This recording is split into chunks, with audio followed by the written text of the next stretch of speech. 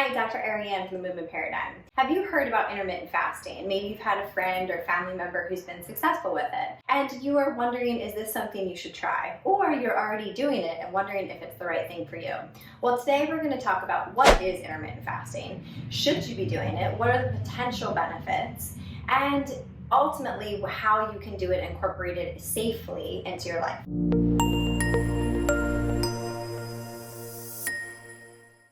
So intermittent fasting is actually a broad term, and it is defined as periods of feeding and restricting. And so this can take on many different forms. So think of intermittent fasting as an umbrella term, and we're going to talk about some examples of ways that you could potentially intermittent fast. Let's talk about 4 common ways to intermittent fast. Number 1 is time-restricted feeding. So this is where we are prolonging the amount of time that we're not eating and shortening the time that we're actually feeding. So the most common example of this is a 12-hour fast from morning until night. So you eat dinner at 7 o'clock and then you eat breakfast at 7 o'clock. Or if you were prolonging that, it would be up to 16 hours. So a 12 to 16 hour fast are the most common in fasts. The second is an alternate day fast. So this is where you could eat your normal calories on one day, and on the next day you have a very, very decreased caloric intake, approximately 600 calories. Number 3 is modified fasting. So this could be where you are reducing your caloric intake about 10 to 20%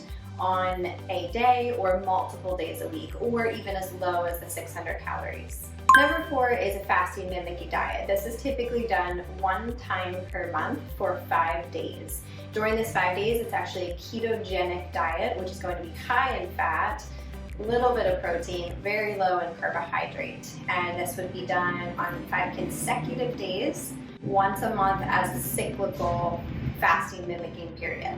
Okay, so the next big question are, what are the benefits of fasting? Which there are quite a few. I do want to point out that there are a lot of mice studies, there are some human studies, but we do want to factor that into the research because there definitely needs to be more research on certain things. And I also want to point out that when we're talking about fasting, we're also talking about caloric restriction.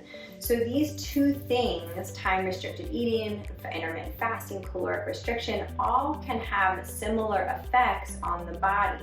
So please keep that in mind as you're thinking about how could you potentially change your diet in order to get certain health benefits. So shorter-term studies on mice and humans are showing that there can be a positive effect on insulin-resistant blood pressure, blood sugar, also some of our other cardiometabolic factors like our lipids, as well as inflammation, weight loss, and even brain health. There's no doubt that longer-term studies in humans are needed to really support the long-term benefits of sustained weight loss. Now, who should use caution with intermittent fasting?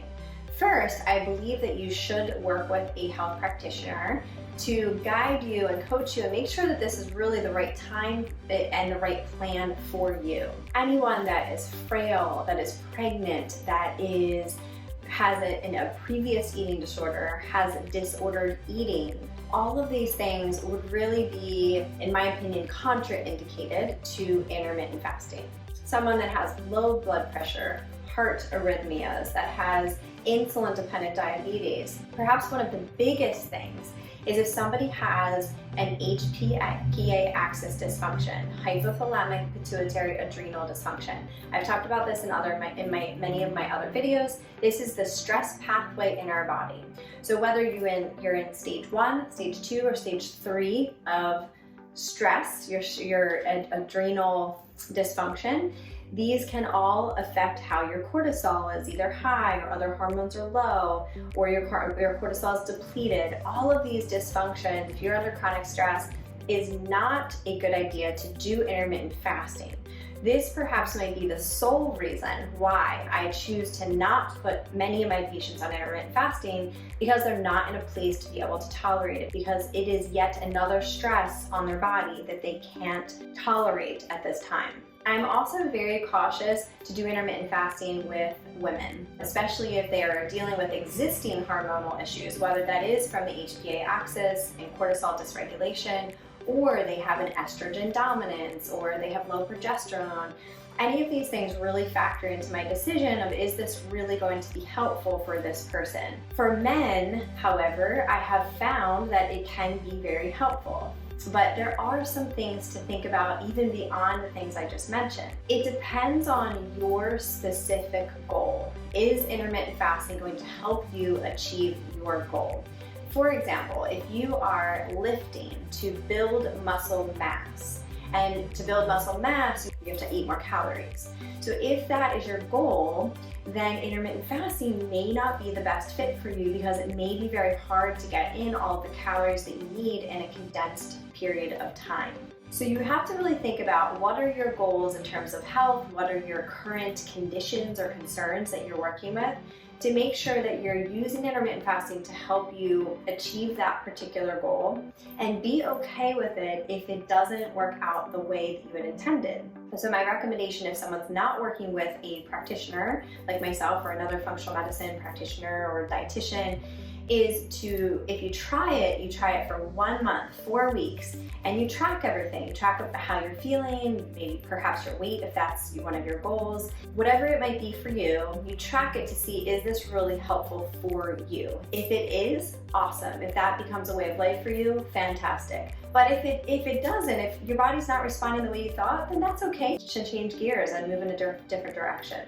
So lastly, just a few things to consider while you are intermittent fasting, whatever that might look like for you. The alternate day, the time restricted, you want to make sure that you're drinking a lot of water. If you are waking up and drinking a bulletproof coffee with ghee and MCT oil, you are already broken the fast. If you put creamer in your coffee, you've broken the fast. So any kind of macronutrient that you're adding to that, you've changed the fasting period. So you want to think about drinking a lot of water, not doing high intensity interval training on fasting periods. That is, again, way too taxing for your system. You want to make sure that you're building up a tolerance slowly. So you start off at, let's say, your 12 hours, which is even too much for many people, so keep that in mind. So if you're at 10 hours, you go to 11 hours, 11 to 12, 12 to 13. And for women, I would say no more than 14.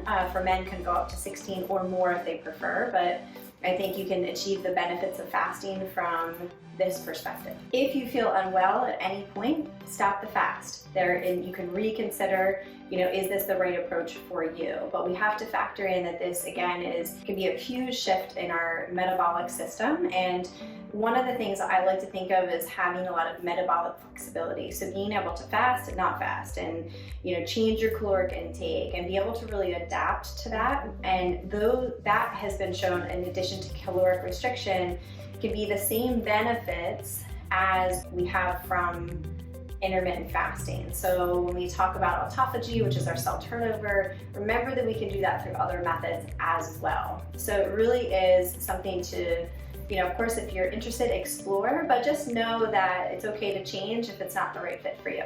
Thank you, as always, for joining. If you have any questions, you'd like a consult, please reach out to themovementparadigm.com. We would love to help you.